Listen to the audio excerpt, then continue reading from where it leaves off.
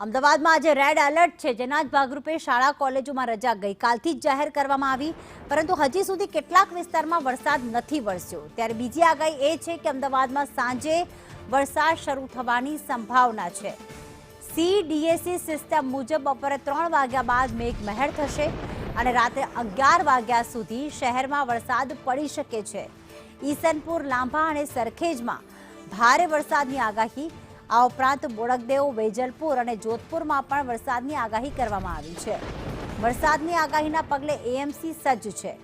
City ઇજનેર ઋષિ પંડ્યાએ સંદેશ ન્યૂઝ સાથે ખાસ વાતચીત કરી। તેમણે કહ્યું કે તમામ સ્ટાફ જે છે તે મેદાન પર રહેવાની તેમને સૂચના આપી દેવામાં આવી છે। તમામ લોકો માટે AMC સ્કૂલમાં રહેવાની વ્યવસ્થા કરશે। તો વોટર લોગિન સ્પોટ પર એક કર્મચારીને ડ્યુટી સોંપી છે અને જરૂર પડશે તો તાત્કાલિક ઢાંકણ ખોલી શકાય તેવી પણ વ્યવસ્થા કરવામાં આવી।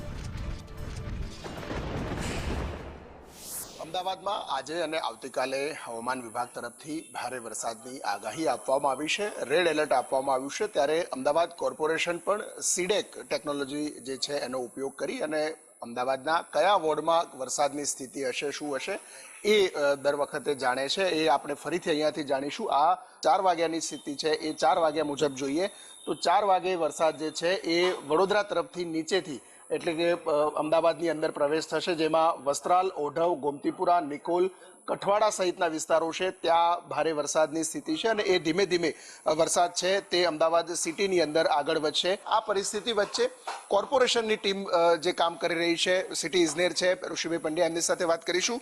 સાહેબ, જે આગાહી છે, રેડ એલર્ટ છે, કોર્પોરેશનની કામગીરી શું, ગઈ વખતે જે અનુભવ આવ્યા છે 23 તારીખના વરસાદના, એના આધારે શું વ્યવસ્થાઓ આપણે કરી છે? આપને કહું તો એવું છે કે 23 અને 24ના વરસાદના જે અનુભવ મળ્યા એના હિસાબે માનનીય મેયરશ્રી, માનનીય મ્યુનિસિપલ કમિશનરશ્રીની સૂચના મુજબ આજે સવારથી 7 વાગ્યાથી તમામ ટીમો, તમામ વિભાગના તમામ સ્ટાફ અત્યારે ફિલ્ડ પર છે। કોઈને પણ ઓફિસમાં રહેવાની મનાઈ કરવામાં આવેલી છે। એ પ્રમાણે હેલ્થ વિભાગ દ્વારા ત્યાં આગળ જો ફૂડ આપવાની તૈયારી કરવામાં આવેલી છે।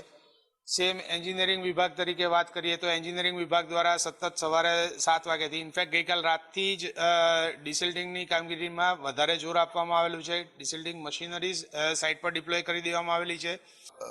જે સીડેકની આગાહી છે, અમદાવાદમાં સાંજે 3 વાગ્યા પછી લગભગ 6-6:30 વાગ્યા સુધી વરસાદ રહેશે અને એ પરિસ્થિતિને પહોંચી વળવા કોર્પોરેશનની ટીમ દ્વારા આ પ્રકારે અલગ અલગ આયોજનો કરવામાં આવે છે।